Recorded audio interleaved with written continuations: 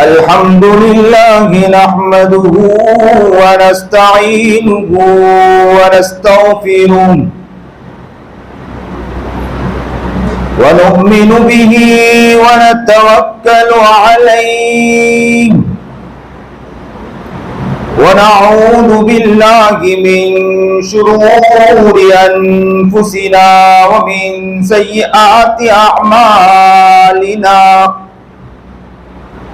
मन यहदिहिल्लाहु फला मुदिल्ल लहु व मन युद्लिल्हु फला हादिय लहु व नशहदु अन ला इलाहा इल्लल्लाहु वहदहु ला शरीका लहु वला नदीर लहु वला वज़ीर लहु वला मुशीर लहु वला मुईन लहु वसल्लि अला सय्यिदिर रुसुलि व खातमिल अंबिया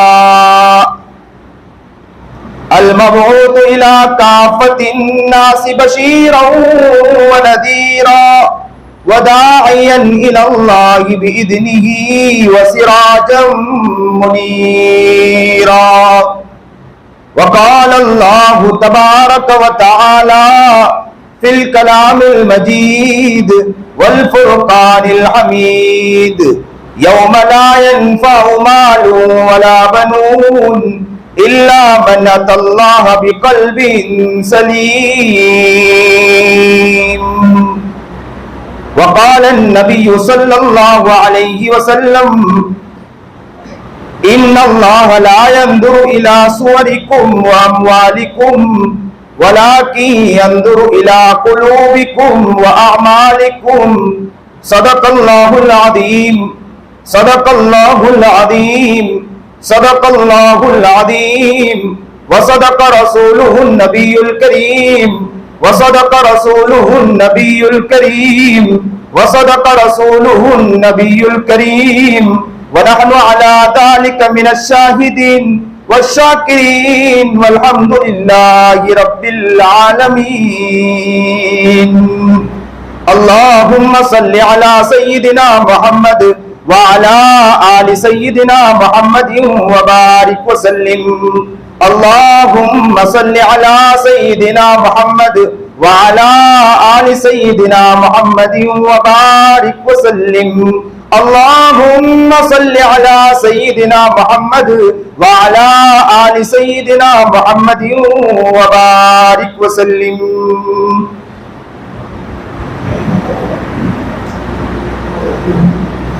जिक्र दुनिया करके देखा फिक्र उक़बा करके दे, जिक्र दुनिया करके देखा फिक्र उक़बा करके दे,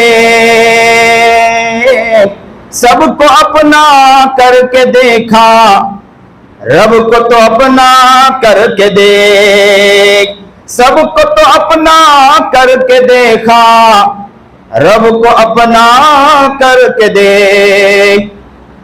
वाजिबुल एहतराम काबिल इज़्ज़त तकरीम बुजुर्गान मोहतरम, आज बड़ी खुशी मुसर्रत है कि इस वक्त इस इलाके के अंदर मस्जिद अक्सा के अंदर अल्लाह का शुक्र आज हाजिर हैं। अल्लाह से दुआ करते हैं कि अल्लाह सही बात करने की तौफीक अता फरमाए। याद रखें, इंसान का एक जिस्म है,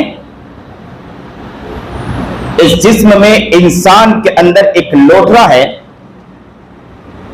जिसे नबी करीम जनाब सरकार दो आलम सल्लल्लाहु अलैहि वसल्लम ने फरमाया, इन्न फिल जसदि लमुद्गा इदा सलुहा सलुहल जसदु कुल्लु व इदा फसदत फसदल जसदु कुल्लु। इंसान के जिस्म में एक गोश्त का लोथरा है, अगर वो सही सालिम रहा तो पूरा जिस्म सही सालिम रहेगा, अगर वो सही सालिम न रहा तो पूरा जिस्म सही सालिम नहीं रहेगा। नबी करीम जनाब सरकार दो आलम सल्लल्लाहु अलैहि वसल्लम ने फरमाया, वो क्या है? अला वहियल कल्ब, वो दिल है। दिल अगर सही सालिम रहा तो पूरा जिस्म सही सालिम रहेगा, जिस्म अगर दिल सही सालिम ना रहा तो पूरा जिस्म सही सालिम नहीं रहेगा। ये दिल जो है ना, इस दिल की फिक्र असल है कि ये दिल अगर सही सालिम रहा, इस दिल के ऊपर अगर सही एतबार से मेहनत की गई, इस दिल के ऊपर फिक्र की गई, तो याद रखो कि पूरा जिस्म सही सालिम रहेगा। अगर इस दिल पर मेहनत नहीं की गई तो याद रखे पूरा जिस्म सही सालिम नहीं रहेगा। उस पर जो आमाल सरजद होते हैं वो आमाल सही सरजद नहीं होते। इसलिए अक्सर बेशतर देखा गया कि इंसान का दिल अगर गंदा है तो इंसान के आज़ा भी वही हरकत करते हैं। मैं उसे मिसाल से अक्सर समझाया करता हूं कि इंसान के हाथ में मोबाइल है, मोबाइल के अंदर मेमोरी हुआ करती है। मेमोरी अगर गंदी हो, मेमोरी के अंदर फिल्म डाली हो, मेमोरी के अंदर अगर उसने कुछ ना कुछ डाल दिया हो, गंदी चीजें डाली हो, तो याद रखो मेमोरी में गंदी चीजें हैं तो स्क्रीन में क्या दिखाएगा? स्क्रीन वही दिखाएगा जो मेमोरी के अंदर है। अगर मेमोरी के अंदर आपने कुरान करीम डाला, मेमोरी के अंदर आपने नज़म डाली, मेमोरी के अंदर आपने नात डाला, मेमोरी के अंदर आपने अच्छी चीज डाली, तो स्क्रीन क्या दिखाएगा? स्क्रीन अच्छी चीज दिखाएगा। जो मेमोरी के अंदर है मेमोरी के बाहर वही दिखाई जाएगी। बस यूं ही समझे कि इंसान का दिल है, दिल अगर गंदा है, दिल में गुनाह है, दिल में गफलतें हैं, तो याद रखो आंखें भी वही काम करेगी, जबान भी वही काम करेंगे, हाथ और पैर भी वही काम करेंगे, और बदन का जो उज़्व, बदन के हिस्से से, बदन के आज़ा से जो आमाल सरजद होते हैं वो आमाल भी इसी तरह सरजद होंगे। इसीलिए इंसान से कहा जाता है कि अपने दिल के बनाने की मेहनत करें कि ये दिल बन जाएगा तो सारा काम आसान हो जाएगा। अगर ये दिल गंदा है तो काम मुश्किल होता चला जाएगा, हर काम बिगड़ते चले जाएंगे। इसीलिए नबी करीम जनाब सरकार दो आलम सल्लल्लाहु अलैहि वसल्लम ने फरमाया, इन्नल्लाह ला यंजुरु इला सुवरिकुम व अमवालिकुम वलाकि यंजुरु इला कुलूबिकुम व आमालिकुम। याद रखो अल्लाह रब्बुल इज्जत आपकी शक्ल सूरत को नहीं देखता। आप कितने लिपस्टिक लगाते ये अल्लाह रब्बुल इज्जत नहीं देखता। आप कितने पाउडर लगाते अल्लाह रब्बुल इज्जत ये नहीं देखता है। आप कितने अच्छे कपड़े पहनकर चल रहे हैं ये अल्लाह रब्बुल इज्जत नहीं देखता। आप कितना माल कमाते हैं अल्लाह रब्बुल इज्जत ये नहीं देखता। आप बेहतरीन घर से बन सवर कर निकल रहे हैं, आप ये समझ रहे हैं कि मैं बन सवर कर निकल रहा हूं, लोग मुझे पसंद करेंगे। हो सकता है लोग पसंद कर लें, लेकिन अल्लाह रब्बुल इज्जत ये नहीं देखता। अल्लाह रब्बुल इज्जत आपके माल को नहीं देखता। क्या फरमा रहे अल्लाह नबी करीम जनाब सरकार दो आलम सल्लल्लाहु अलैहि वसल्लम, वलाकि यंजुरु इला कुलूबिकुम व आमालिकुम। अल्लाह रब्बुल इज्जत जो देखता है ना वो आपके दिल को देखता है कि आप कितना प्यारा दिल लेकर आए हैं, कैसा दिल लेकर आए हैं, दिल कैसा। इसलिए देखें कि यहां पर क्या कहा, कुलूबिकुम व आमालिकुम, के दिल को देखता है और आपके आमाल को देखता है। आमाल क्या? आमाल क्या तस्बीह को देखता है, मामूलात को देखता है, जिक्र अस्कार को देखता है? नहीं, जिक्र अस्कार तो देखता ही है, आपके तस्बीहात को देखता ही है, लेकिन आमाल, वो आमाल सिर्फ इतने आमाल पर नहीं है बल्कि आमाल और भी हैं। वो क्या है? आप लोगों को किस मोहब्बत के साथ देख रहे हैं, आपकी सोच कितनी प्यारी है।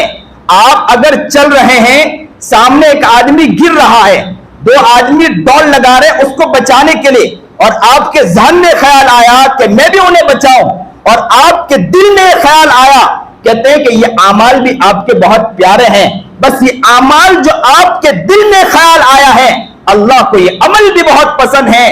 अल्लाह कहता है कि मैं तेरे इसी अमल को देखना चाहता हूं कि तेरे दिल में ख्याल आया ना, यही ख्याल बहुत प्यारा ख्याल है, बस इसी ख्याल के एतबार से तुझे चलना है। आज हालात दुनिया के बिगड़ते चले जा रहे हैं, आज दुनिया के हालात बदलते चले जा रहे हैं, आज दुनिया के हालात जो हम देख रहे हैं बिगड़गु होते चले जा रहे हैं। ऐसे हालात में इंसान की जहनियत भी बनती चली गई, इंसान की सोच और फिक्र भी ये होती चली गई। इंसान सोचता है जिस तरह जिंदगी गुजरती चली जा रही, जिस तरह रहना उस तरह रह रहा है, जिस तरह चलना उस तरह चल रहा, जिस तरह फिरना उस तरह फिर रहा, और क्या समझ रहा है कि जिंदगी तो है, क्या करे, मजबूरी है, हालात को भी देखना पड़ता है, हालात को देखकर चलना पड़ता है, मसाइल को देखकर चलना पड़ता है, मुसीबतों और परेशानियों को देखकर चलना पड़ता है। हमारे सामने बात तो आ जाती है लेकिन हमें हालात भी देखना होता है। तो याद रखें, हालात को तो देखें लेकिन हालात के साथ याद रखें, अगर आपके दिल पर आप मुतवज्जे हैं और दिल को सही सालिम लेकर लोगों के हालात में आप उनके लिए मददगार बनते हैं, आप उनके लिए अच्छाई के एतबार से काम कर रहे हैं, आप भलाई के एतबार से काम कर रहे हैं, आपकी जहनियत अच्छी हो रही है, आपके दिमागों में अच्छी बातें परवरिश कर रही है, तो याद रखें ये अमाल आपके दुरुस्त है। आपके दिल को अल्लाह इसी दिल को भी देख रहा है और इसी अमल को भी अल्लाह रब्बुल इज्जत देख रहा है।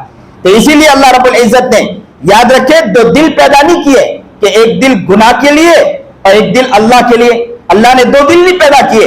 इसलिए कुरान करीम में अल्लाह रब्बुल इज्जत ने फरमाया, वमा जअलल्लाहु फी कुलूबिकुम लिरजुलिन मिन कल्बैनि फी जौफी। दो दिल अल्लाह रब्बुल इज्जत ने इंसान के दिल में पैदा नहीं फरमाए, एक ही दिल पैदा फरमाया। इंसान ये समझे कि दो दिल पैदा, कि इंसान इसी दिल में अल्लाह को भी, इसी दिल में गुनाह को भी लेके आए, इसी दिल में हर चीज को लेकर आए, नहीं। दो दिल अल्लाह रब्बुल इज्जत ने एक ही दिल बनाया, और वो दिल किसके लिए है? अल्लाह के लिए, उसके अलावा कोई और नहीं होना चाहिए। इसीलिए कुरान करीम में फरमाया, यौम ला यनफउ मालुन वला बनून इल्ला मन अतल्लाह बिकल्बिन सलीम। कयामत के दिन कोई चीज काम नहीं आएगा, माल भी काम नहीं आएगा, मता भी काम नहीं आएगा, कोई चीज काम नहीं। यौम ला यनफउ मालुन वला बनून, औलाद भी काम नहीं आएगी। कौन काम आएगा? इल्ला मन अतल्लाह बिकल्बिन सलीम। बेहतरीन दिल लेकर आओगे वही दिल काम आएगा, उसके अलावा कोई दिल काम नहीं आएगा। आज दिल, अपने दिल की तरफ मुतवज्जे होकर जरा देखे, अपने दिल की तरफ अपने गिरबान में झांक कर देखे, ये दिल कैसा दिल हो चुका है, हमारा दिल कितना, हमारा दिल किस तरफ जा रहा है, हमारे दिल की गहराई के अंदर झांक कर देखे, हमें पता चलता है इस दिल में कितना हसद भरा है, इस दिल में कितनी गीबत है, इस दिल में कितनी चुगलियां है, ये दिल कितना गंदा पड़ा है। इस दिल की तरफ तवज्जो करेंगे तो हमें पता चलेगा ये दिल हजारों गुनाहों में डूबा पड़ा है। इस दिल की तरफ अब भी मुसलमान है जो इस दिल की तरफ तवज्जो नहीं करता है। और खुद कुरान करीम ये फरमा रहा है, यौम ला यनफउ मालुन वला बनून इल्ला मन अतल्लाह बिकल्बिन सलीम। कल क़यामत के दिन कुछ काम नहीं आएगा, काम आएगा तो क्या काम आएगा? बना हुआ दिल काम आएगा, उसके अलावा कोई चीज काम नहीं आएगी। इसीलिए आप देखें, अजीब बात है, आप सेब खरीदने जाए, एप्पल खरीदने जाए, एप्पल में दाग हो तो आप खरीदोगे?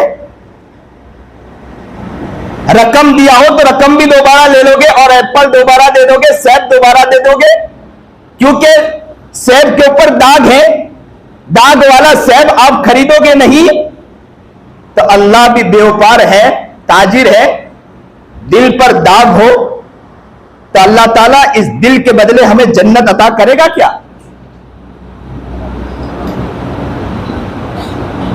कहेगा अल्लाह ये तो दाग वाला लेकर आए, आंखों से गुनाह किया ना, उसका दाग इस दिल पर है, जबान से झूठ बोला ना, उसका दाग तेरे दिल पर है, कान से गुनाह किया ना, उसका दाग तेरे दिल पर है। मैं इस दागशुदा दिल को नहीं लेना चाहता हूं, इस दागशुदा दिल के बदले में तुझे जन्नत में अता करूंगा। जरा सोचे कि हम कहां जाएंगे।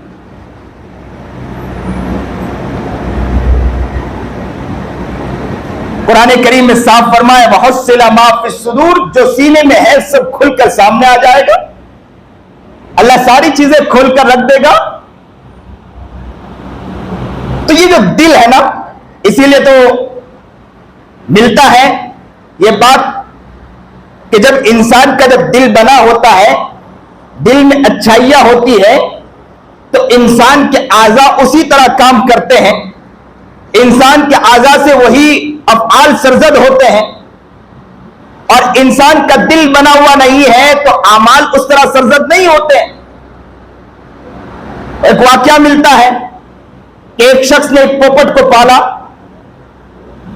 और उसके दिल में जज्बा पैदा हुआ कि मैं उसे अल्लाह अल्लाह सिखाऊं। उसे अल्लाह अल्लाह सिखाया। अल्लाह अल्लाह सिखाने के बाद वो पोपट अल्लाह अल्लाह बोलता, वो झूमने लगता क्योंकि उसे बड़ा प्यार आता। जब भी वो अल्लाह अल्लाह पोपट करता उसे बड़ा मजा आता, वो मजे के अंदर, जज्बे के अंदर झूमने लगता। लेकिन एक मर्तबा यह हुआ कि बिल्ली आई, उस पोपट को झपट मारी और पोपट को वहीं खत्म कर दिया। कहते हैं कि जैसे ही झपट मारना था पोपट के ऊपर, वो अल्लाह अल्लाह के बजाय वो टे टे करने लगा। अल्लाह वाले वहां पहुंचे और शख्स ने बड़े अंदाज में, अजीब अंदाज में कहा कि हजरत क्या बतलाऊं, मैंने अपने पोपट को अल्लाह अल्लाह सिखाया था। हजरत ने पूछा कि क्यों गमगीन बैठे हो? तो उसने गम की वजह बतलाई कि हजरत मेरे पोपट मैंने पाला था, वो अल्लाह अल्लाह बोलता था, लेकिन मसला यह है कि जैसे ही बिल्ली ने झपट मारी, बिल्ली का झपट मारना था कि उसकी जबान से अल्लाह अल्लाह के बजाय टेटे निकलने लगा, तो दिल रोने लगा कि मैंने उसे अल्लाह अल्लाह सिखाया था। मरते वक्त भी उसकी जबान से अल्लाह निकलना चाहिए था, लेकिन मरते वक्त उसकी जबान से अल्लाह के बजाय टेटे निकलने लगा। तो हजरत ने अजीब बात कही कि उसके दिल में अल्लाह था ही नहीं, टेटे था, इसलिए उसकी जबान से टेटे ही निकला। अगर उसकी दिल में अल्लाह होता, जबान पर अल्लाह नहीं होता, इसलिए कि उसने जबान से अल्लाह कहती थी, दिल से तो नहीं कहती थी। दिल में जो चीज थी वो मरते वक्त जाहिर हो चुकी। तो याद रखे कि हमारे दिल में गुनाह, हमारे दिल में गफलत, हमारे दिल में दुनिया, हमारे दिल में गीबत, हमारे दिल में चुगली, हमारे दिल में हसद, हमारे दिल में बोझ, हमारे दिल में रियाकारी, हमारे दिल में झूठ, हमारे दिल में दगाबाजी, हमारे दिल में धोखा, हमारे दिल में फरेब, हमारे दिल में बदमाशी, हमारे दिल में अय्यारी, ये सारे गुनाह अगर इस दिल में हैं तो मरते वक्त क्या निकलेगा? जरा हम ही खुद सोचे, अपने गिरेबान में झांक कर देखें कि मरते वक्त क्या निकलने वाला। एक पोपट की जुबान से अगर अल्लाह अल्लाह के बजाय टेटे निकल सकता है, तो याद रखें कि क्या हमारी जुबान से कलिमा ला इलाहा इल्लल्लाह जारी हो सकता है कि नहीं हो सकता? कलिमा ला इलाहा इल्लल्लाह के बजाय जुबान से क्या निकलेगा, यह हमें सोचना है। आज के हालात चाहे दुनिया के बदलते जा रहे हैं, हम दुनिया को कोसे, अपनी जगह कोसते रहें, लेकिन अपनी जिंदगी को भी कोसना चाहिए कि हम अपने दिल के बारे में कहां मुतवज्जे हैं, कितने मुतवज्जे हैं, हम अपने दिल की तरफ देख रहे हैं कि नहीं देख रहे हैं, हमारा दिल किस तरफ जा रहा, इस तरफ भी तवज्जो देने की जरूरत है। इसीलिए कहते हैं दिल के बारे में कि दिल एक जमीन के बारे में, जमीन की तरह है। जमीन पर अगर काश्तकारी न की जाए, जमीन पर अगर खेती न की जाए, तो जमीन क्या हो जाएगी? बंजर हो जाएगी कि नहीं बंजर हो जाएगी? अरे बोलिए ना। अगर काश्तकारी ना की जाए तो जमीन क्या हो जाएगी? बंजर हो जाएगी। बस इसी तरह बतलाया कि जमीन पर अगर काश्तकारी न की जाए तो जमीन बंजर हो जाती है। इसी तरह अगर दिल पर मेहनत न की जाए तो दिल भी बंजर हो जाता है। इसीलिए अक्सर और बेशतर लोगों को देखा गया कि वो इंसान को अगर कुछ बतलाया जाए तो उनके दिलों में बात नहीं उतरती, दिल पत्थर के मानिंद हो जाता है। उन्हें समझाया जाए तब भी उनके दिलों में बात नहीं उतरती, दिल पत्थर, बल्कि मैं आगे बढ़कर यूं कहूं कि पत्थर नहीं, पत्थर से ज्यादा सख्त हो जाते हैं। पत्थर का हाल तो यह है कि उसमें भी अगर पत्थर फूटे तो उसमें से एक न एक दिन पानी फूटकर निकल आएगा, एक न एक दिन पानी निकल जाएगा उसमें, एक न एक दिन। बाज़ जगह तो यहां तक लिखा कि पत्थरों से भी अल्लाह अल्लाह जारी हो गया। लेकिन ए इंसान, जरा अपने दिल की तरफ तवज्जो कर कि तेरा दिल क्या वो दिल है कि पत्थर से भी ज्यादा सख्त हो चुका, कि कहीं ऐसा ना हो कि पत्थर भी ये कहे कि तेरा दिल कैसा दिल हो चुका कि तू मुझसे भी ज्यादा गया गुजरा हो चुका। जरा अपने दिल की तरफ मुतवज्जे होना है, अपने दिल की तरफ तवज्जो करना है कि ये दिल कितना गंदा हो चुका, दिल के अंदर कितनी गंदगी आ चुकी है। इसीलिए बाज़ जगह यहां तक लिखा है कि इंसान गफलत में पड़ा रहता है, तो गफलत में पड़े रहने की वजह से इंसान का दिल अंधा हो जाता है। गफलत में पड़े रहने की वजह से इंसान का दिल क्या हो जाता है? अंधा हो जाता है। जैसे नाबीना को आपने देखा, जो नाबीना होता है, जिसे दिखता नहीं है, आपने उसे देखा होगा, वो जब चलता है ना तो उसे नजर नहीं आता, कभी कभी यहां वो अठराता है, कभी वहां ठोकर खाता है, कभी वहां ठोकर खाता है, कभी इस तरफ ठोकर खाता है, कभी उस तरफ ठोकर खाता है, इसलिए कि दिखता नहीं। वो धीरे धीरे चलता है, कभी यहां हाथ रखता है, कभी वहां हाथ रखता है। हो सकता है कोई ऐसी चीज आए जो उसको लग गई, तो हो सकता है कि सर पर जख्म भी आ सकता है। बस यूं समझे कि इसी तरह कहा गया कि इंसान अगर गफलत में पड़ा रहता है तो गफलत की वजह से दिल भी क्या हो जाता है, दिल अंधा हो जाता है। इसीलिए कौम के बारे में कहा इन्नहुम कानू कौमन अमीन, कि वो कौम अंधी थी। रिवायत से पता चलता है कि अंधी कौम तो कोई थी नहीं, तो फिर अंधी कौम क्यों कहा अल्लाह रब्बुल इज्जत ने? तो कहा कि उनके सामने बातें आई, उनके सामने अच्छी अच्छी बातें आई, उनके सामने प्यारी प्यारी बातें आई, उनके सामने किताब आई, उनके सामने नबी आए और किताबों को पेश किया, ईमानियात को पेश किया, लेकिन उन्होंने उस पर तवज्जो नहीं की। तो क्या कहा कि उनका दिल अंधा हो चुका, यानी वो अंधी कौम हो चुकी है। इसीलिए कुरान करीम में फरमाया वमन कान फी हादी अमा फहुवा फिल आखिरति अमा व अदल्लु सबीला।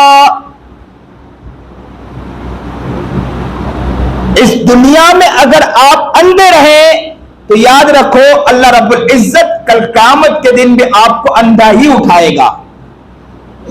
यहां अंधे रहे तो क़यामत के दिन भी अल्लाह क्या उठाएगा, अंधा ही उठाएगा। अब सवाल यह पैदा होता है कि यहां अंधे रहे तो क़यामत के दिन अंधा उठाएगा, तो क्या हम यहां अंधे तो है नहीं? तो अल्लाह रब्बुल इज्जत फरमाते अंधे नहीं है, लेकिन मेरी जो बातें आई हैं आपने नजरअंदाज किया, चश्मपोशी की है, आपने बैकवर्ड डाला है, तो जिसकी वजह से अल्लाह रब्बुल इज्जत तुमने यहां नजरअंदाज किया, अल्लाह रब्बुल इज्जत कल क़यामत के दिन भी नजरअंदाज करेंगे और आपको अंधा उठाएंगे। वमन आरदा अन ज़िक्री फ़इन्न लहू मईशतन दंका। कुरान करीम कह रहा है कि अल्लाह की बातों से तुमने एराज किया, अल्लाह की बातों को छोड़ा, मुंह फेरा अल्लाह की बातों से। फ़इन्न लहू मईशतन दंका, अल्लाह रब्बुल इज्जत क्या करेंगे, आपकी जिंदगी को तंग कर देंगे, मईशत को तंग कर देंगे। अब बहुत से लोग कहते हैं कि मौलाना जिंदगी तंग हो चुकी है, हमारी जिंदगी तंग हो चुकी है। ऐसा लगता है कि घर में किसी ने कुछ कर दिया है, घर में किसी ने कुछ कर दिया है। यहां तो मैं कुछ कहूंगा नहीं।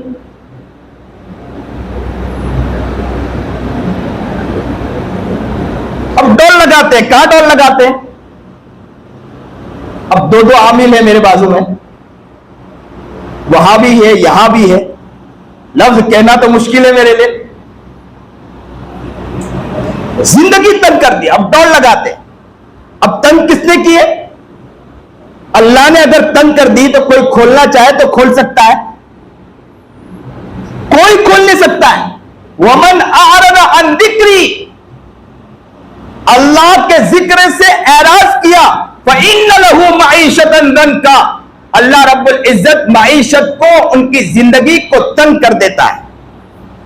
वनहशुरुहु यौमल क़ियामति आमा, जिंदगी को तंग नहीं करता है, बल्कि सिर्फ इतना ही नहीं कि जिंदगी को तंग कर दिया, बल्कि अल्लाह रब्बुल इज्जत कल क़यामत के दिन अंधा उठाएगा। क़ाल रब्बि लिमा हशरतनी अअमा, वो बंदा कहेगा अल्लाह तुमने मुझे अंधा उठाया, वक़द कुन्तु बसीरा, मैं तो दुनिया में देखता था, मैं दुनिया में देखता था, तुमने मुझे अंधा उठाया। अल्लाह कहेगा क़ाल कज़ालिका अततका आयातुना फ़नसीतहा, तुझे मालूम नहीं मेरी निशानियां तेरे पास आई, मेरी नबी की बात तेरे पास आई, मेरी हदीस तेरे पास आई, कुरान करीम तेरे पास आया, अल्लाह वालों ने तुझे अच्छी अच्छी बातें सिखाई। क़ाल कज़ालिका अततका आयातुना फ़नसीतहा, तूने बुलाया कि नहीं बुलाया? तूने बुला दिया मेरी बातों को, पसे पुष्ट डाल दिया। वह कज़ालिकल यौम तुनसा, जब तूने मुझे बुलाया आज मैं तुझे भुला दूंगा। और जो अल्लाह बुला दे तो कोई दुनिया की ताकत है उसे याद कर सकता है? अल्लाह कल क़यामत के दिन कहेगा क़ाल कज़ालिका अततका आयातुना फ़नसीता। ए मुसलमानों, आज कान खोल के सुन लो कि याद रखो, अगर अल्लाह के अहकामात को आपने बुलाया, अल्लाह की बातों को आपने बुलाया, अल्लाह की जो बातें आई उसका बातें आई उसको बुलाया, नबी अलैहिस्सलाम के जो तरीकों को बुलाया, याद रखो कि कल क़यामत के दिन अल्लाह के पास हाजिरी होगी। अल्लाह फरमाएगा काल कदालिक अतत आयातुना फनसीतहा, तुमने मेरी बात को भुलाया है ना, वह कदालिकल यौम तुनसा, जिस तरह तुमने वहां मुझे बुलाया इसी तरह मैं तुझे यहां बुला दूंगा। अल्लाह बुला दे तो कौन याद करने वाला। उसी अल्लाह से हम कहते हैं कि अल्लाह तू हमें ना भुलाना, हमारा कोई नहीं है, तू ही हमारा रब है, तुझी को देखते हैं, तेरे अलावा कौन है। अगर तूने हमें बुला दिया तो हमारा कोई पुरसान हाल नहीं। अल्लाह हमें नेक बना, मुत्तकी बना, और हमारे दिल को वो दिल बना दे कि जिस दिल में आप नजर आए, वो दिल ना हो कि जिस दिल में आप नजर ना आए। ऐसे दिल ना बनाए, वो दिल बनाए कि जिस दिल में आप ही आप नजर आए, कोई और नजर ना आए। इसलिए कहते हैं कि जब इंसान गुनाह करता है ना, नबी करीम जनाबे सरकार दो आलम सल्लल्लाहु अलैहि वसल्लम की हदीस है कि इंसान गुनाह करता है, दिल पर एक काला नुक्ता लग जाता है, फिर गुनाह करता है तो एक काला धब्बा लग जाता है, फिर गुनाह करता है फिर एक काला धब्बा लग जाता है, यहां तक कि मेहर जब्बारियत लग जाती है। खतमल्लाहु अला कुलूबिहिम, उनके दिलों पर अल्लाह ताला मोहर लगा देता है, अल्लाह मोहर लगा देता है। अब याद रखें कि अगर दिल पर मोहर लग गया और दिल हमारा वो दिल हो गया कि जिस पर मोहर लग चुका हो, तो इंसान जिंदगी भी जिस तरह गुजारना चाहिए नहीं गुजार पाता।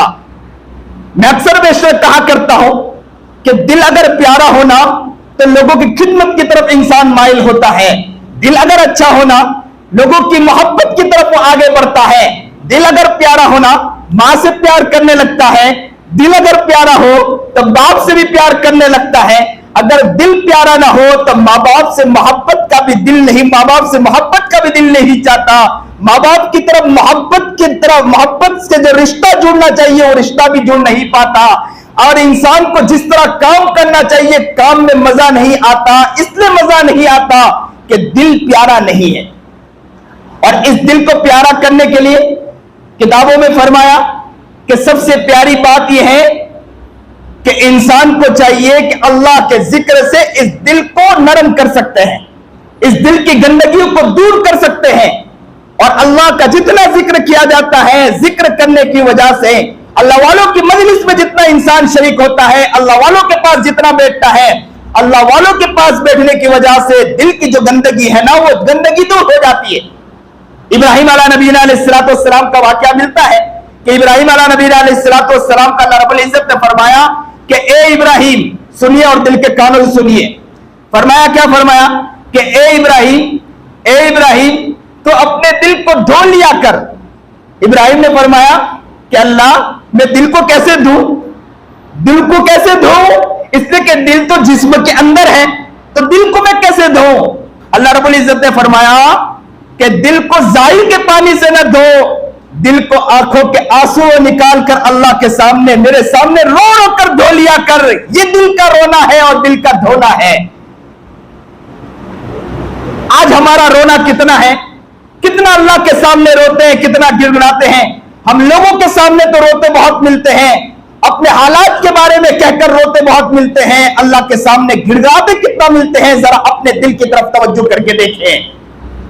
नमाजों के बाद हमारा रोना कितना, कामकाज के बाद हमारा रोना अल्लाह के सामने हाथ उठाकर कितना, जरा इस तरफ भी हमें मुतवज्जे होना है। जब इंसान का दिल बनता है तो इंसान कामयाबी की तरफ बढ़ता है, इंसान का दिल गंदगी की तरफ आता है तो इंसान नाकामी की तरफ बढ़ता है। नबी करीम जनाब सरकार दो आलम सल्लल्लाहु अलैहि वसल्लम की हदीस, लिकुल्ली शैइन सकालतुन, हर चीज की शक्ल है, यानी पालिश करने वाली चीज है। जैसे जूते को पालिश किया जाता है ना, तो जूते को पालिश करने के बाद जूता चमक जाता है, इसी तरह लोहे को पालिश करने वाली चीज, लोहे को पालिश किया जाए तो लोहा चमक जाया करता है। इसी तरह कपड़े को धोने वाली चीज साबुन है, कपड़े से अगर साबुन से धो लिया जाए तो कपड़ा बेहतरीन चमकदार हो जाता है। इसी तरह नबी करीम जनाब सरकार दो आलम सल्लल्लाहु अलैहि वसल्लम ने फरमाया, लिकुल्ली शैइन सिकालतुन, वो सिकालतुल, नबी करीम जनाब सरकार दो आलम सल्लल्लाहु अलैहि वसल्लम की हदीस है कि वो सिकालतुल कुलूबी जिक्रुल्लाह, और कल्ब को पालिश करने वाली जो चीज है ना वो अल्लाह का जिक्र है। अल्लाह के जिक्र से दिल का जो जंग है ना वो दूर हो जाता है, दिल का जंग खत्म हो जाता है, दिल का दाग खत्म हो जाता है। दिल के दाग को अगर खत्म करना है, दिल के जख्म को अगर खत्म करना है, तो याद रखो अल्लाह का जिक्र कसरत से किया करें, अल्लाह वालों की मजलिस में बैठा करें, अल्लाह वालों के पास आया करें। आज का माहौल क्या माहौल है? आज देखा जाता है, क्या देखा जाता है, लोग और लोगों की मजलिसों में ज्यादा बैठा करते हैं, लेकिन अगर दीन की मजलिस हो, दीन की मजलिस में बैठने का शौक नहीं है, दीन के मजलिस में आने का ज़ौक नहीं है। मैं अक्सर एक मिसाल दिया करता हूं, शायद हो सकता है मैंने यहां भी मिसाल दिया है कि नहीं दिया हो। मैं एक मिसाल अक्सर दिया करता हूं कि अगर आप नल को शुरू करें, नल को शुरू करने की वजह से जो पानी गिरे आप उनके करीब जाकर बैठ जाए, अगर आप पलट कर बैठे तब भी पानी का छींटा आप पर उड़ेगा, आप अगर सीधा बैठे तब भी छींटे उड़ेंगे, आप पलट कर बैठे तब भी छींटे उड़ेंगे। इसी तरह अल्लाह ताला अल्लाह वालों के ऊपर रहमतें बरसाते हैं, नेक मजलिसों पर रहमतें बरसाते हैं। तो अगर आप तवज्जो के साथ बैठो या तवज्जो के साथ न बैठो, जो रहमतें उतर रही उसके छींटे आप पर भी उड़ेंगे,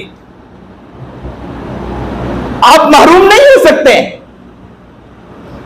इसलिए याद रखें कि हमें इस दिल को बनाने की फिक्र करना है, और इस दिल के लिए जितनी मेहनतें और कोशिशें हैं उसके लिए हमें दौड़ लगानी, मेहनतें करनी है। अल्लाह वालों की मजलिस है, किसी की मजलिस है, हमें अल्लाह वालों की मजलिस में शिरकत करके, नेक लोगों की मजलिस में शिरकत करके इस दिल को बनाने की फिक्र करनी है। एक शख्स आए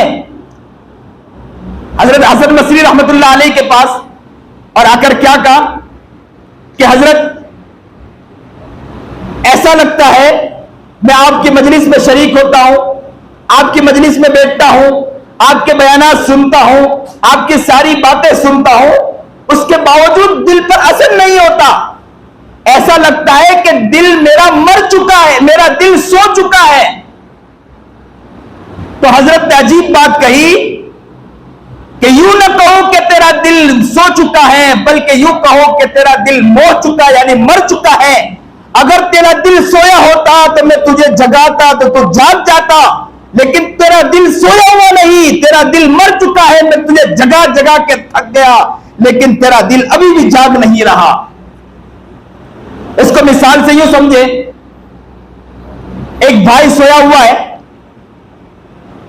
बहन आई, दस्तरखान लगाया, दस्तरखान लगाने के बाद क्या कहती है, भैया उठ जाइए, मैं तेरे साथ बैठकर खाऊंगी, तेरे बगैर खा नहीं सकती हूं, आ जाइए मैं तेरे साथ बैठकर खाना चाहती हूं। इसी तरह बेटा हो, मां से क्या कहे, अम्मी उठ जाइए, दस्तरखान लगाया, खाना बैठकर खाएं। मां हो तो बेटे को क्या कहे, बेटे उठ जाइए, बेटी उठ जाइए, साथ में बैठकर खाना खाते हैं। तो सोया हुआ था, जगाया, जाग गया, बेटा है तो बेटा जाग गया, भाई है तो भाई जाग गया, बहन है तो बहन जाग गई, भाई है तो भाई जाग गया, और खाने साथ में बैठ गए। लेकिन हो सकता है कि भाई का इंतकाल हो गया, हो सकता है कि बेटे का इंतकाल हो गया, बेटी का इंतकाल हो गया, या हो सकता है मां का इंतकाल हो गया। अब बेटे ने दस्तरखान बिछाया, और जैसे ही दस्तरखान बिछाया अब क्या कहता है, काश कि मेरी मां होती तो मां साथ में बैठती, मेरी मां मर चुकी है, मां को कैसे उठाऊं। भाई कहेगा कि काश कि मेरी बहन होती, बहन होती तो अगर सोई होती तो मैं जगा देता, ये सोई नहीं, ये तो मर चुकी है। अगर बहन है तो भाई के बारे में क्या कहेगी, यही तो कहेगी कि भाई होता मैं दरवाजा खोलती, भाई अंदर दाखिल होता, लेकिन भाई मर चुका है।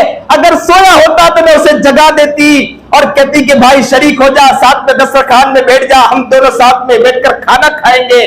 पता ही चला कि मरा हुआ इंसान जो होता है ना वो जागता नहीं, सोया हुआ इंसान जाग जाया करता है। अगर हमारा दिल, याद रखो कि अगर सही माने में काम कर रहा है, नेकी की तरफ उभार रहा है, तो याद रखो कि हमारा दिल सोया हुआ है, जगाने से जाग जाएगा। और याद रखो कि दिल में कोई बात असर ही नहीं कर रही, तो याद रखो कि दिल सोया हुआ नहीं, दिल मर चुका है, मर चुका है। मरा हुआ दिल जागता नहीं। मरे हुए दिल को अगर उठाने की कोशिश करो तो उठता नहीं, इसलिए कि वो मर चुका, मरी हुई चीज उठती नहीं है। अपने मन में डूबकर पाजा सुरागे जिंदगी, अपने मन में डूबकर पाजा सुरागे जिंदगी, तो अगर मेरा न बनता न बन अपना तो बन, तो अगर मेरा न बनता न बन अपना तो बन।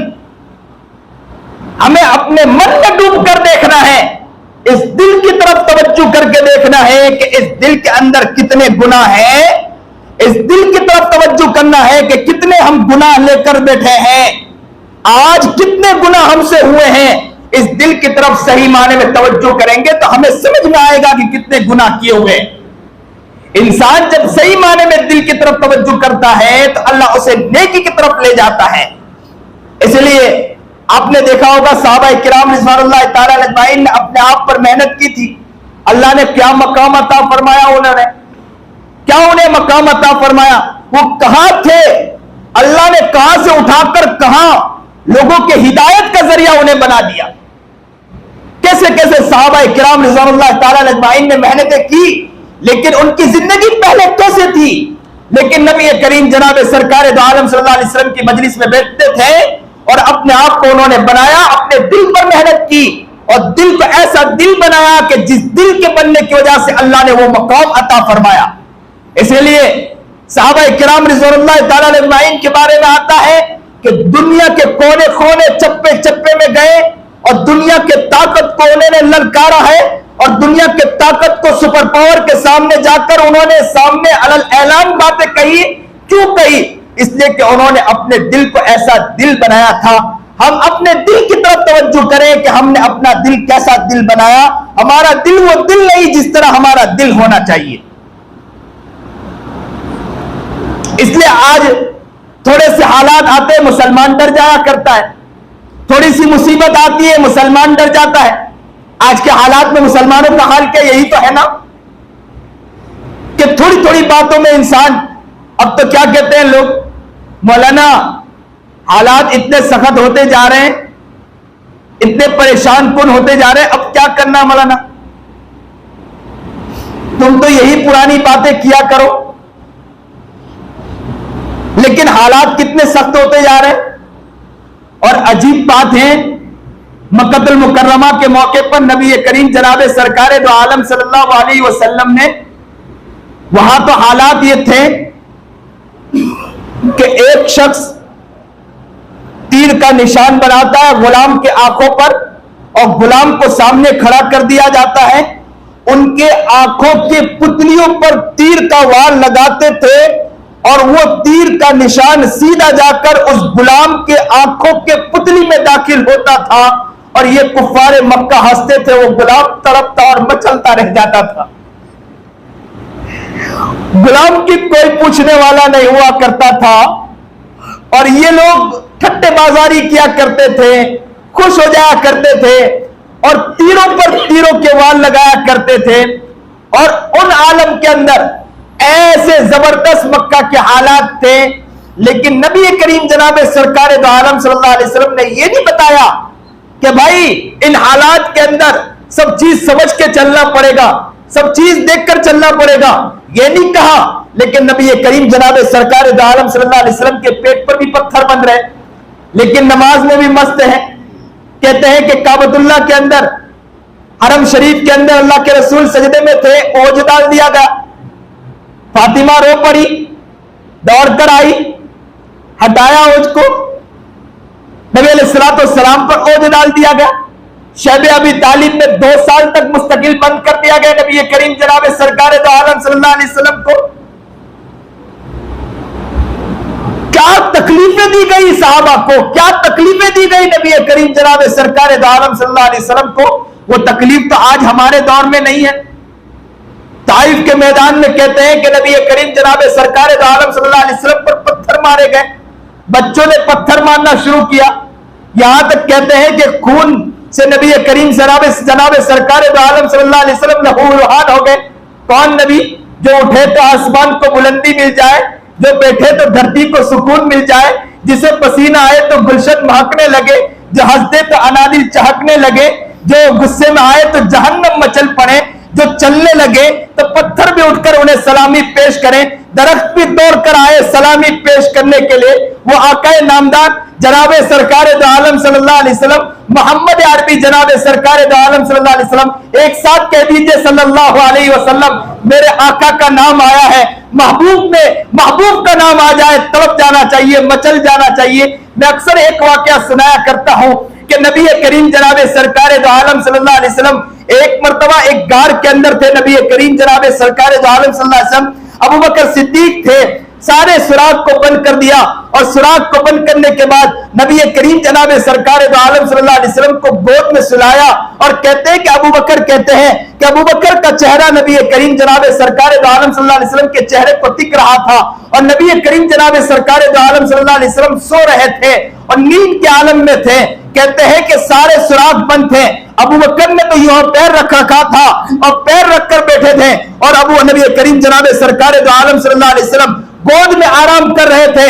नबी अलैहिस्सलाम का चेहरा ऊपर की तरफ, अबू बकर का चेहरा नबी करीम जनाब सरकार दो आलम सल्लल्लाहु अलैहि वसल्लम के चांद जैसे चेहरे को देख रहा था, चांद जैसे पैकर को देख रहा था, दमकता दमकता सितारे को देख रहा था।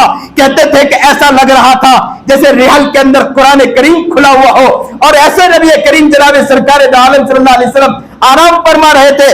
अबू बकर सिद्दीक यूं नबी करीम जनाब सरकार दो आलम सल्लल्लाहु अलैहि वसल्लम के चेहरे पर दिख रहे थे। कहते हैं कि एक जहरीला जानवर आया और जहरीले जानवर ने नबी हजरत अबू बकर सिद्दीक के पैर को काटा, काटने की वजह से बर्दाश्त न कर पाए, सोचने लगे कि आका नामदार को उठाता हूं तो नबी अलैहिस्सलाम को तकलीफ पहुंचेगी, इसलिए कि नींद से आंख खुलेगी। नबी अलैहिस्सलाम को उठाना भी गवारा न किया। सोचे कि अगर मैं चेहरा यहां से हटाऊं तो मेरे आंखों के सामने से नबी का चेहरा हट जाएगा, इसलिए कि सहाबा का हाल यह था कि नबी अलैहिस्सलाम को देखते थे तो वहां से अपने चेहरे को हटाया ना करते थे, नबी अलैहिस्सलाम के रूए अनवर से अपने चेहरे को हटाया ना किया करते थे। कहते हैं कि अबू बकर सिद्दीक नबी अलैहिस्सलाम के चेहरे को यूं देख रहे थे और नबी करीम जनाब सरकार दो आलम सल्लल्लाहु अलैहि वसल्लम का चेहरा यूं ऊपर की तरफ आसमान की तरफ था और यूं मोहब्बत के साथ देख रहे थे और देखते देखते आंखों से आंसू जारी हो गए क्योंकि बर्दाश्त नहीं कर पाए, वो जहरीला जानवर काट रहा था, बर्दाश्त नहीं कर पाए, आंखों से आंसू का एक कतरा निकला। कहते हैं कि वो कतरा नबी करीम जनाब सरकार दो आलम सल्लल्लाहु अलैहि वसल्लम के चांद जैसे पेकर, चांद जैसे रूए अनवर के ऊपर गिरता है। कहते हैं जैसे ही वो नबी अलैहिस्सलाम के चेहरे अनवर पर गिरता, नबी अलैहिस्सलाम ने यूं आंख खोली, अबू बकर को देखा, आंखों से आंसुओं से तर हो चुके थे। कहा अबू बकर क्यों रो रहे हो? अबू बकर ने कहा अल्लाह के रसूल आप आराम कीजिए, कोई बात नहीं। तो कहा कि बतलाइए क्या बात है? तो अबू बकर सिद्दीक ने कहा अल्लाह के रसूल क्या बतलाऊं, एक जहरीला जानवर है जो मुझे काट रहा है। नबी अलैहिस्सलाम ने कहा पैर लाइए और पैर पर अपने लुआब मुबारक रखा, वो तो अच्छा हो गया, लेकिन लिखने वालों ने लिखा है, यहां पर एक नुक्ता लिखा है कि जानवर क्यों काट रहा था। ये जानवर ये कह रहा था कि ए अबू बकर मैं कब से तड़प रहा था कि मेरे आका नामदार मोहम्मद अरबी जनाब सरकार दो आलम सल्लल्लाहु अलैहि वसल्लम यहां आएंगे। मैं तड़प रहा था, तरस रहा था, मैं देखने की तमन्ना में था, मैं आज देखना चाह रहा था कि मोहम्मद अरबी की जियारत करूंगा, लेकिन अबू बकर तो अपना पैर तो हटा, मुझे भी नबी अलैहिस्सलाम की जियारत तो करने दे, मैं भी नबी अलैहिस्सलाम की जियारत करना चाहता हूं। अल्लाह अकबर कबीरा। ये क्या जज्बा था इनके दिलों में, क्या जज्बा था। एक एक कीड़े, दरख्त, सारी चीज में नबी करीम जनाब सरकार दो आलम सल्लल्लाहु अलैहि वसल्लम से मोहब्बत किया करती थी। आज हमारी मोहब्बत अपनी जगह, हम जरा अपने गिरेबान में जाग कर देखें कि नबी करीम जनाब सरकार दो आलम सल्लल्लाहु अलैहि वसल्लम की मोहब्बत कितना हमारे दिलों के अंदर है, नबी अलैहिस्सलाम का प्यार कितना हमारे दिलों में है, नबी अलैहिस्सलाम का इश्क कितना हमारे दिलों में है, नबी की मोहब्बत कितनी हमारे दिलों में है। कहते हैं कि ताइफ के मैदान में नबी करीम जनाब सरकार दो आलम सल्लल्लाहु अलैहि वसल्लम को जब पत्थर मारे गए, नबी अलैहिस्सलाम अपने दोनों हाथों को रखकर यूं बैठ गए और खून बह रहा था। कहते हैं कि वो जूता भी खून से लहूलुहान हो गया। ये हाल हुआ कि यहां तक कि अल्लाह के रसूल और फरिश्ते आ गए। फरिश्तों ने अल्लाह के पास जाकर कहा कि अल्लाह क्या हाल है, क्योंकि दरख्त भी देख नहीं सकते, चरिंद परिंद भी देख नहीं सकते, तो फरिश्तों का तो क्या हाल होगा। अल्लाह के पास गए, अल्लाह से कहा, अल्लाह, तो कहा कि नबी अलैहिस्सलाम से ही जाके पूछिए, मेरे महबूब से जाकर पूछिए। कहा कि अल्लाह के रसूल, दोनों पहाड़ों के दरमियान इन्हें वो खत्म कर दे। नबी करीम जनाब सरकार दो आलम सल्लल्लाहु अलैहि वसल्लम ने फरमाया नहीं। तो इतनी तकलीफ दी गई नबी करीम जनाब सरकार दो आलम सल्लल्लाहु अलैहि वसल्लम को। मेरे असल बात का मकसद यही है, इतनी तकलीफ दी गई, इतनी तकलीफ दी गई, इतने हालात आए, लेकिन इन हालात में भी सहाबा इकराम रिज़वानुल्लाह ताला अलैहिम ने भी अपनी जिंदगी को बनाया, अपने आप को बनाया, अपने आप के ऊपर मेहनत की, कोशिश की। कभी उन्होंने ये अल्फाज नहीं किए, कहा कि हालात ऐसे हैं, इन हालात में हमें क्या करना है। आज हमारा मुसलमान हालात के ऊपर रोना रोता है। जरा से हालात आ जाए, ब्याज पर रकमें लेने के लिए तैयार हो जाता है। मैं अक्सर जगह कहता हूं, सूद पर रकम लेने के लिए तैयार हो जाता है। मुसलमान अपने आप को बदलने की नीयत ही नहीं कर रहा। इन हालात में तो हमें और बदलना चाहिए। नबी करीम जनाब सरकार दो आलम सल्लल्लाहु अलैहि वसल्लम की कितनी सीरत हमारी जिंदगी से कट रही है, कितनी सीरत हमारी जिंदगी से निकल रही। जरा अपने हमें इस तरफ तवज्जो करना, अपने गिरेबान में झांक कर देखना है। दिवाली का मौसम आता है, मुसलमान पहले पटाखे के लिए तैयार हो जाता है। गणपति का दिन आता है, इत्तेहाद के नाम पर मुसलमान चला जाता है और क्या कहते हैं कि मौलाना खुश तो करना पड़ता है। खुश करने के लिए और खुश करने के लिए उनके साथ खड़े हो जाते हैं। तो खुश करने के लिए सिर्फ यही एक काम मिला आपको, खुश करने के लिए यही एक काम मिला। हजारों काम है, आप खिदमत करें। एक्सीडेंट हो तो आप तो वीडियो निकालने के लिए खड़े हो जाते हो और कहते हैं कि यार खुश करने चले। खुश करने का यह एक काम नहीं है, अकीदे को भी मजबूत करना यह बहुत जरूरी है। अगर खुश करने का मसला होता तो नबी करीम जनाब सरकार दो आलम सल्लल्लाहु अलैहि वसल्लम मक्कतुल मुकर्रमा के मौके पर कितने बुत थे, काबतुल्लाह के अंदर कितने सारे बुत रखे जाते थे। नबी अलैहिस्सलाम अगर खुश करने का मसला होता तो नबी अलैहिस्सलाम पहले खुश करते कुफारे मक्का को। एक साहिब का मेरे पर फोन आया, कहा कि हजरत 15 अगस्त के मौके पर वो लोग भी हमने उन्हें बुलाया तो वो लोग आए, बहुत खुश हुए। अब उनके गणपति का दिन है, वो लोग चाह रहे हैं कि हमें बुलाना चाह रहे हैं और कह रहे हैं कि आप कुछ ना करिए, सिर्फ आकर बैठिए। तो कहा कि मौलाना सिर्फ ये कि वो खुश हो जाए।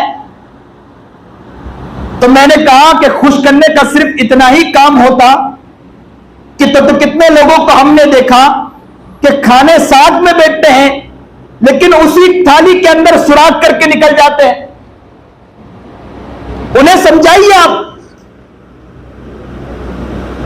ये लोग बहुत प्यारे होते हैं, आप उन्हें समझाइए कि देखो सिर्फ आप, आज मैं आपके गणपति के दिन शरीक हो जाऊंगा, कल तुम हमारे ईद के मौके पर हम कहेंगे कि आओ नमाज के लिए आप भी शरीक हो जाए। ये कौन सा तरीका? कुल या अय्युहल काफिरून ला आबुदु मा ताबुदून वला अंतुम आबिदून मा आबुद। मैं जो इबादत करता हूं हम तुम्हारी इबादत नहीं करेंगे और तुम जो इबादत करते हैं हम इबादत नहीं करेंगे वो इबादत।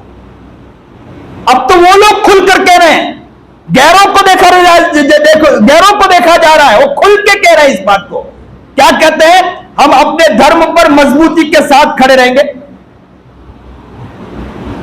कई सवाल हमारे यूपी, अब तो माशाल्लाह याद करवाया जा रहा मदारिस के अंदर कि प्राइम मिनिस्टर का नाम भी याद किया जाए, वहां के सारे चीजों का नाम याद किया जाए। और वो हजरत वाला को जब सवाल पूछा जाता है, क्या सवाल पूछा जाता है? सवाल ये पूछा जाता है कि आप मूर्ति को पूजा करते हैं? तो वो कहते हैं, खुलकर कहते हैं, हाँ ये हमारे माबूद है, ईश्वर है, हम अपने ईश्वर के खुलकर पूजा करते हैं, इसमें क्या डरने की बात है। और हमारा मुसलमान है डिफेंस के मोड पर चला गया, दिफाई मोड पर आ गया है, खुलकर नहीं कहता है। हम डंके की चोट कहेंगे कि हम नबी पर ईमान लाए हैं, अल्लाह पर ईमान लाए हैं। जो नबी अलैहिस्सलाम ने एक एक बात कही, हम खुलकर उस पर इबादत करेंगे इंशाअल्लाह। कोई दुनिया की ताकत हमें हिला नहीं सकती। आज जेल में ठोस दो, आज चाहे जो करना चाहे कर लो, जैसी कोशिश करना चाहे कर लो। सहाबाए किराम रिज़वानुल्लाह ताला अजमाइन ने अपने आप को कुर्बान करके बतलाया, इंशाअल्लाह हम भी कुर्बान हो जाएंगे इंशाअल्लाह। अपने दीन और ईमान को नहीं छोड़ेंगे। मुसलमानों याद रखो, इत्तेहाद के नाम पर वो काम ना करो कि बच्चों को आप बर्बाद कर दो इस नाम पर। आज तुम इत्तेहाद के नाम पर बहुत सारे काम करने के लिए तैयार हो जाओगे, कल आपकी औलाद की भी फिक्र करो कि कहीं ऐसा ना हो कि औलाद उस गुनाह में शरीक हो जाए। काम वो करना है, खिदमत करो, खूब खिदमत करो। बेचारा कोई गैर मर रहा है तो उसका साथ दो आप, कोई बीमार है तो उनको ले जाओ आप हॉस्पिटल में, ये खिदमत है। और अल्लाह का शुक्र है कि नबी अलैहिस्सलाम ने जो ये अमल सिखाया हमें, हमारा मुसलमान इसमें पीछे भी नहीं है माशाअल्लाह। सैलाब आता है, जलजला आया, जितने मुसलमान आगे बढ़कर रिलीफ तकसीम करते हैं, दुनिया के कोई और मजहब इतनी रिलीफ तकसीम नहीं करती है। कोरोना के मौके पर जितने मुसलमानों ने रिलीफ तकसीम किया, किसी और ने तकसीम नहीं किया। माशाअल्लाह ये बहुत खुशी की बात है। रिलीफ जितना हम लोग तकसीम करते कोई और तकसीम नहीं करता, और करना चाहिए। नबी अलैहिस्सलाम की तालीम है, और नबी करीम जनाब सरकार दो आलम सल्लल्लाहु अलैहि वसल्लम ने हमें यही तालीम दिया है, और यही तालीम हमें उम्मत मुस्लिमा को सिखाना है। लेकिन याद रखें, इसके नाम पर, इत्तेहाद के नाम पर गलत काम करना, यह तरीका हमें नहीं सिखाया। अकीदे को मजबूत करना है। इसीलिए तो याद रखें, इब्राहिम अला नबीना अलैहिस्सलाम ने क्या फरमाया? यही तो फरमाया, इन्नी वज्जहतु वजहिया लिल्लज़ी फ़तरस समावाति वल अर्ज़ हनीफा वमा अना मिनल मुशरिकीन। आसमानों जमीन और आसमानों जमीन के दरमियान जो कुछ है, मेरी निगाह उस तरफ है, मैं उस तरफ तवज्जो करता हूं, और वही मेरा रब है। मैं उसके अलावा किसी को शरीक नहीं करता, उसके अलावा मैं किसी को शरीक नहीं करता। मेरा रब वही अल्लाह है, उसके अलावा मैं किसी को शरीक नहीं करता। मेरी तवज्जो है तो किसकी तरफ है? जिसने आसमान बनाए, जिसने जमीन बनाया, और उसके दरमियान जो कुछ है, ये सब जो चीजें हैं, वो उसी अल्लाह ने बनाया। मेरी निगाह भी उसी तरफ है। हमारी निगाह हो तो किस तरफ निगाह हो? कहते हैं अल्लाह ईश्वर एक ही नाम। इस पर अब डिबेट पे डिबेट हो रही है हमारे मीडिया के ऊपर, जबरदस्त डिबेट होती है, और मुसलमान बेचारा परेशान होता है कि हमारी तरफ से जवाब देने वाला कोई नहीं। जवाब उन्हें दिया जाए जो समझने वाले हैं। उनकी मुस्तकिल कोशिश हो कि उनकी बात को सुनना ही नहीं, तो उनके बात का कोई जवाब ही नहीं। उनकी बात का क्या जवाब दिया जाए? लेकिन मुसलमानों को मैं साफ कहता हूं कि अपने ईमान को मजबूत करना है। क्या मजबूत करना है? ईमान यही कि अल्लाह पर निगाह होनी चाहिए, अल्लाह के अलावा कोई नहीं। ला इलाहा नहीं है कोई माबूद सिवाय, नहीं है कोई इबादत के लायक, कौन? अल्लाह ही है। नहीं है कोई, अल्लाह ही है, उसके अलावा कोई इबादत के लायक। इय्याका नअबुदु व इय्याका नस्तईन, हम तेरी ही इबादत करते हैं और तुझ ही से मदद मांगते हैं, तेरे अलावा किसी और से मदद नहीं मांगते। तो ला इलाहा मुश्किल किशा है तो कौन है? हर चीज को जानने वाला है तो कौन है? आलिमुल गैब हो तो कौन है? वही अल्लाह है। फिर एक साथ कहें, ला इलाहा इल्लल्लाह, ला इलाहा इल्लल्लाह, ला इलाहा इल्लल्लाह, ला इलाहा इल्लल्लाह। इस दिल में अगर कौन है, अल्लाह ही है, अल्लाह के अलावा कोई नहीं है हमारे दिलों में। दुनिया अपनी मेहनत करे, करती रहे, दुनिया अपनी कोशिश करे, करती रहे, दुनिया अपनी फिक्रें करे, करते रहे, हम अल्लाह पर ईमान लाए हैं और नबी करीम जनाब सरकार दो आलम सल्लल्लाहु अलैहि वसल्लम पर ईमान लाए, हम उन्हीं पर अपनी जान को इंशाअल्लाह कुर्बान कर देंगे इंशाअल्लाह।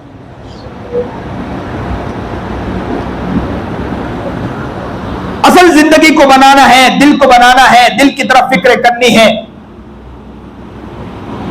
और इस दिल के अंदर सही माने में अल्लाह की मोहब्बत, अल्लाह के प्यार, अल्लाह के इश्क को बिठाना है। खुद ने कह भी दिया ला इलाहा इल्लल्लाह तो क्या हासिल, खुद ने कह भी दिया ला इलाहा इल्लल्लाह तो क्या हासिल। अक्ल निगाह मुसलमान नहीं तो कुछ भी नहीं। अकल ने यह कह भी दिया ला इलाहा इल्लल्लाह तो क्या हासिल। दिलो निगाह अगर मुसलमान नहीं तो कुछ भी नहीं। दिल भी मुसलमान नहीं, निगाह भी मुसलमान नहीं तो कुछ भी नहीं। जबान चाहे ला इलाहा इल्लल्लाह कहती फिरे। अल्लाह हमें सही समझ अता फरमाए, सही शौक अता फरमाए, सही जज्बा अता फरमाए। मैंने बात शुरू की थी दिल से कि इस दिल को बनाने की फिक्र करनी है, इस दिल की तरफ तवज्जो करना है। यह दिल बहुत गंदा हो चुका, इस दिल में बहुत से गुनाह आ चुके हैं। ये आंखें गुनाह करती हैं, गुनाह करने की वजह से दिल गंदा होता जा रहा है। जबान से अगर गुनाह होते हैं दिल गंदा होता चला जाता है। कान से गुनाह हो रहे हैं दिल गंदा होता चला जा रहा है। हाथ से गुनाह हो रहे हैं दिल गंदा होता चला जा रहा है। दिल के गंदे होने की वजह से इंसान अब जो भी काम करता है उसके काम जिस तरह होने चाहिए काम सही नहीं हो पाते और इंसान अपनी जिंदगी के एतबार से परेशान नजर आता और वह कहता है कि मौलाना मैं परेशान नजर आता हूं, मुश्किलात मुझे साथ नहीं देती है, मुश्किलात से मैं बाहर नहीं निकल पाता हूं, मुझे आसानियां मैसर नहीं हो पाती। आसानियां क्यों मैसर नहीं होती? इसलिए कि उसका दिल गंदा है, दिल के ऊपर हजारों गुनाह है। इंसान सही माने में अल्लाह से माफी मांगे, इंसान सही माने में अल्लाह से तौबा करे, अल्लाह से माफी मांगे, रोए, अल्लाह के सामने गिड़गिड़ाए तो याद रखे कि उस गिड़गिड़ाने की वजह से अल्लाह उसके दिल के गंदगियों को माफ कर देता है और दिल को साफ कर देता है, दिल को सफेद कर देता है, साफ और शफाफ कर देता है। जब दिल साफ और शफाफ हो जाता है तो उसे हर चीज नजर आती है। हाथ उठाएगा अल्लाह उसके दुआओं को कबूल कर लेता है। अल्लाह को उस बंदा बड़ा प्यार हो, अल्लाह को बंदा बड़ा प्यारा लगता है, अल्लाह के नजदीक वो बंदा बड़ा प्यारा होता है इसलिए कि उसका दिल साफ और शफाफ हो चुका है। और माफी मांगने वाला बंदा अल्लाह को बड़ा प्यारा लगता है। जो इंसान अल्लाह से माफी मांगता है अल्लाह को उस बंदे से अल्लाह को बंदा बड़ा प्यारा लगता है, बड़ा महबूब लगता है। इसीलिए कहते हैं, एक वाक्य को नकल करूं फिर अपनी बात को खत्म करता हूं। कहते हैं कि एक शख्स बड़ा मालदार था, उसका इंतकाल हुआ, माल और दौलत उसने छोड़ा। उसका एक नौजवान लड़का था, लड़का अय्याशी में पड़ गया क्योंकि माल बाप ने बहुत सारे छोड़े हैं। माल को देखकर वो अय्याशी में लग गया, जिंदगी अय्याशी में गुजार रहा था। उनकी वालिदा जो है ना हसन बसरी रहमतुल्लाह अलैह के मजलिस में आया करती थी, हसन बसरी के मजलिस में आकर बैठा करती थी। हजरत से कहा कि हजरत मेरे बेटे के लिए दुआ करें। हजरत ने दुआ भी की। उस नौजवान से बार बार मां कहती कि बेटा चलो हजरत के पास जाकर बैठते हैं, हजरत से दुआ लेते हैं, हजरत से दुआ की दरखास्त करते हैं, गुजारिश करते हैं। लेकिन क्या करें, बेटा अपने अय्याशियों में लगा, दोस्तों के साथ लगा, अवकाशों के साथ लगा, जिंदगी इसी तरह गुजार रहा। रकम की फेल थी, माल ज्यादा थे, कसरत से मालों को इस्तेमाल कर रहा था, रकमों को इस्तेमाल कर रहा, जिंदगी को ऐसे ही गुजारने लगा। फिर मां ने समझाया, हसन बसरी ने भी कई मरतबा समझाने की कोशिश की लेकिन उसके सर पर जू तक नहीं रहेगा। हसन बसरी रहमतुल्लाह अलैह ने यहां तक कह दिया कि हो सकता है कि इसके दिल पर महल लग गई हो, लेकिन मां हुआ करती है, माँ की ममता हुआ करती है। माँ का दिल तो माँ का दिल हुआ करता है। बच्चा कैसा भी हो, बेटा बेटा ही हुआ करता है। बच्चा कैसा भी गंदा हो, माँ के लिए तो बच्चा बच्चा ही हुआ करता है। माँ का दिल तो टूट जाया करता है बच्चे के लिए। माँ की ममता टूट जाया करती है, क्योंकि बच्चा है। कहते हैं कि बच्चे को फिर भी समझाने लगी कि बेटा समझ जा, लेकिन बच्चा समझने के लिए तैयार नहीं। शराब का आदी हो चुका। एक दिन ऐसा आया कि गुनाह करते करते, शराब पीते पीते बीमारी ऐसी लग गई कि बीमारी के अंदर डॉक्टरों ने कह दिया कि नामालिक इलाज है, बीमारी है कि जिससे वो बच नहीं सकता, बचने की उम्मीद भी नहीं। जब उसे कहा गया बचने की उम्मीद भी नहीं, मां ने फिर समझाने की कोशिश की कि बेटा अब भी समझ जा। बेटा फिर भी समझने के लिए तैयार नहीं, यहां तक कि बीमारी बढ़ती चली गई। मां ने फिर कहा कि बेटे अब तू अपने बॉडी पर रहम खा, अपने जिस्म पर रहम खा ले, अब तो जाके माफी मांग ले अल्लाह से। बेटे को दिल में कुछ ख्याल आया। बेटे ने कहा अम्मी चलो मैं माफी मांगने के लिए तैयार हूं। तो मां ने कहा कि चलो हसन बसरी के पास चलते हैं। तो बेटे ने कहा अम्मी लेकिन हालत यह है कि मैं उठ नहीं सकता हूं, आप जाकर हसन बसरी हजरत से कहें, हजरत को लेकर आए। तो कहा कि अच्छी बात है। मां दौड़ती दौड़ती गई, हजरत का दरवाजा खिटखिटाया, बंद तक्कल बाप। और हजरत ने कहा किसने दरवाजा खिटखिटाया? उसने कहा हजरत मैं आपकी शागिर्दा हूं, मेरे बेटे ने माफी मांगने के लिए तैयार हो गया है। हजरत चलिए मेरे बेटे से माफी मंगवा दीजिए ताकि मेरा बेटा माफी मांग ले।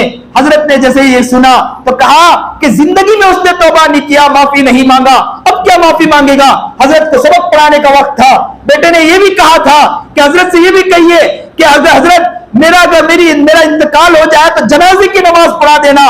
तो हजरत उस्मान ने कहा कि हजरत उसने यहां तक भी कहा कि अगर इंतकाल हो जाए तो जनाजे की नमाज पढ़ा देना। तो हजरत ने कहा कि जिसने पूरी जिंदगी नमाज ना पढ़ी हो, मैं उसकी जनाजे की नमाज पढ़ाऊंगा। जाओ मैं जनाजे की नमाज नहीं पढ़ाऊंगा। बस ये कहा मां हुआ करती, रोते रोते रोते रोते आंखों से आंसू बह रहे थे, रोते रोते घर में दाखिल हुई। घर में दाखिल हुई, बेटे ने जैसे देखा कि मां रो रही है, मां का चेहरा झुका हुआ है, बेटे ने यूं सर उठाया और कहा मां क्यों रो रही हो? मां ने कहा कि बेटे क्या बतलाऊं, मैं तेरा हाल भी देखा नहीं जाता। मैं हसन बसरी के पास गई, हसन बसरी ने कहा मैं माफी नहीं मंगवाता, जिसने जिंदगी में कभी तौबा नहीं की आज क्या तौबा करेगा? मुझे सिर्फ परेशान करना चाहता है, ये क्या तौबा करेगा?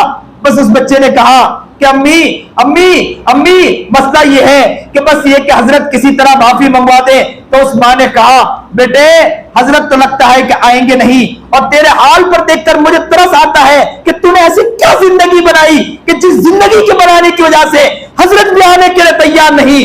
बच्चे के दिल में ये बात चुभ गई, जारो कतार रोने लगा और कहने लगा मां मुझे सांस धीरे धीरे आ रही है, सांस मेरी उखड़ रही है, मेरी सांस उखड़ रही है, मैं बर्दाश्त नहीं कर पा रहा हूं। फिर क्या कहा उस बच्चे ने? ये कहा अम्मी अम्मी आप एक मेरी वसीयत सुन ले, मेरे सांस निकल रही है, मैं एक वसीयत करना चाहता हूं। अम्मी जब मेरा इंतकाल हो जाए तो अपना रुपट्टा लेना, मेरे गले में बांध देना और सहन में चक्कर लगवा देना। मां ने कहा क्यों ऐसी बात है? तो कहा कि दुनिया वालों को बतला देना कि जो मां की बात नहीं सुनता, अल्लाह से माफी नहीं मांगता, उसका हाल तो यही होना चाहिए। फिर कहा अम्मी अम्मी जब मेरा इंतकाल हो जाए तो इंतकाल के बाद जनाजे को कब्रिस्तान में दफन मत करना, बल्कि मेरे लाश को यहीं दफन कर देना। कहा कि क्यों ऐसी बात कह रहा? कहा अम्मी बात दरअसल ये है कि कब्रिस्तान में तुम दफन करोगे तो कब्रिस्तान में दफन करने की वजह से, मेरे गुनाहों की वजह से लोगों की जो लोग दुनिया से जा चुके हैं उनको तकलीफ, कब्रिस्तान वालों को तकलीफ ना हो, इसलिए मेरी लाश को कब्रिस्तान में दफन मत करना, यही दफन कर देना। ये कह रहा था और दुनिया से चल बसा। अल्लाह को ये अदा इतनी पसंद आई, कहते हैं कि थोड़ी देर न गुजरी मां सोच ही रही थी कि दुपट्टा निकालूं, वो मेरे बेटे की वसीयत को मैं मानूं, बस ये सोच ही रही थी, कपकपा रही थी कि अचानक किसी ने दरवाजा खटखटाया। मां ने कहा मंदक्कल बाप किसने दरवाजा खटखटाया? कहा कि हसन बसरी। कहा कि हजरत आप तशरीफ लाए, क्या क्या बात है? कहा कि मैंने आपको कहा, मैं घर में आराम करने के लिए जा रहा था कि मुझे ख्वाब में इल्हाम हुआ कि मेरे हसन, मेरा एक नेक वली बंदा, मेरे जनाजे की नमाज पढ़ाने के लिए कहा गया। तू वली बंदे की तू नमाज पढ़ाने के लिए तैयार नहीं, कहीं ऐसा ना हो कि मैं तेरी विलायत को छीन न लूं। ये सुना, मैं दौड़ कर आया हूं, मेरे पर रहम खा लीजिए, मेरे से जनाजे की नमाज पढ़ा लीजिए। एक बंदा जब अल्लाह से माफी मांगता है, अल्लाह के सामने गिड़गिड़ाता है, पूरी जिंदगी गुनाहों में गुजारी, पूरी जिंदगी गफलत में गुजारी, पूरी जिंदगी अय्याशी में गुजारी, एक मर्तबा अल्लाह से ये बात निकल गई कि अल्लाह मुझे माफ कर दे, तो अल्लाह को ये अदा बहुत पसंद आती है। जब इंसान गुनाहों की वजह से अल्लाह के सामने गिड़गिड़ाता है, अल्लाह के सामने रोता है, अल्लाह के सामने मांगता है और गुनाहों के नादिम होकर अल्लाह से कहता है अल्लाह मुझे माफ कर दे, अल्लाह को ये अदा बहुत पसंद आती है। अल्लाह ऐसे बंदों के करीब आ जाता है और कहता है मेरे बंदे मांग तो सही, मैं देने वाला, मैं अता करने वाला हूं। अल्लाह हमें नेक बनाए, अल्लाह हमें मुत्तकी बनाए, अल्लाह हमें परहेजगार बनाए, सुन्नत और शरीयत पर चलने की तौफीक अता फरमाए। जो बात कही गई सुनी गई, अल्लाह अमल की तौफीक अता फरमाए। वाखिर दावाना अल्हम्दुलिल्लाहि रब्बिल आलमीन। जो बातें कही आपकी मोहब्बत में आया, मेरा गला भी काम नहीं कर रहा था, मैं भी गोली पिया, तकलीफ थी, मैं 2 दिन से मुस्तकिल बीमार था।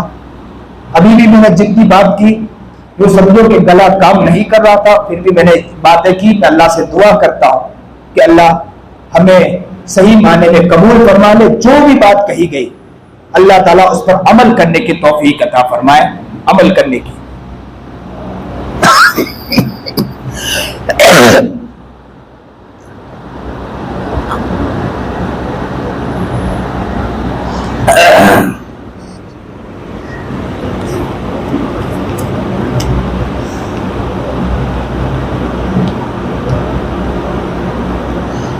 मदरसा तालीमुल बुरहानपुर के उस्ताद हजरत मौलाना सलीम साहब बीमार हैं